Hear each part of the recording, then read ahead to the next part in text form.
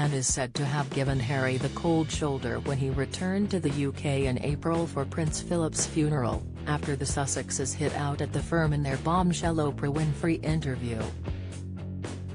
However, the Princess Royal's early life choices helped set a precedent for Harry and Meghan when they started to push back against the restrictions of life behind palace walls. Anne wanted to raise her children as private citizens, just like Harry and Meghan, and chose to live away from the traditional palaces by buying her own Gloucestershire estate, Gatcombe Park.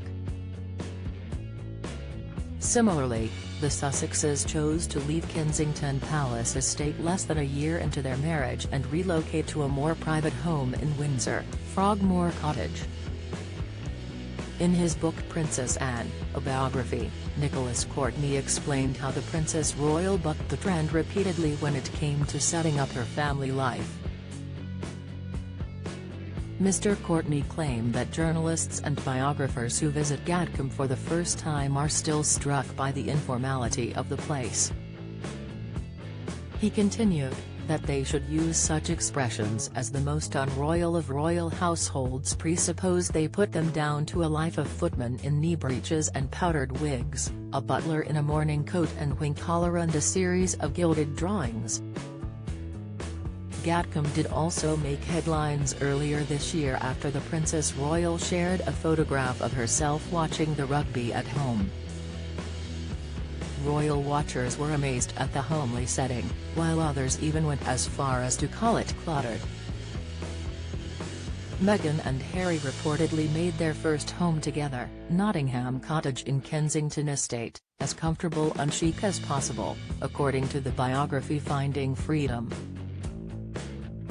When Anne and her first husband Mark Phillips first laid eyes on their 730-acre house in 1976, they pooled their capital and made up the difference with a mortgage, another marked change from most of the royals. At the time, Mark said, "We are just like any other couple with a mortgage." This is the path Harry and Meghan have gone down since leaving the firm, too.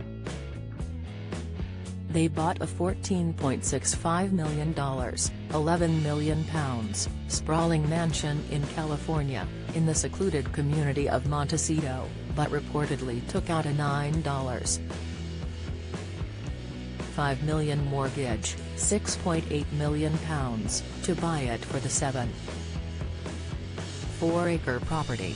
Their spokesperson explained, the Duke and Duchess of Sussex moved into their family home in July of this year. They have settled into the quiet privacy of their community since their arrival and hope that this will be respected for their neighbours, as well as for them as a family. Their new home is 100 miles away from Law, where they briefly settled. Like Anne, Harry reportedly found it difficult in the busy city and sought privacy away from the crowds. According to Mr. Courtney, the Princess Royal once admitted that she liked her alone time. She said, "After I've been in public for some days, I want to be on my own." She added, "It's nice to go off and not talk and be on your own, you need it." This is what first drew the couple to Gatcombe Estate, Mark said. "We stood on the front steps and looked out at the view. It was quiet, it was secluded, it was peaceful with woods down each side of a long valley. I thought to myself, well, whatever is inside, we can change, given time. But this we can never change. This is just what we have been looking for."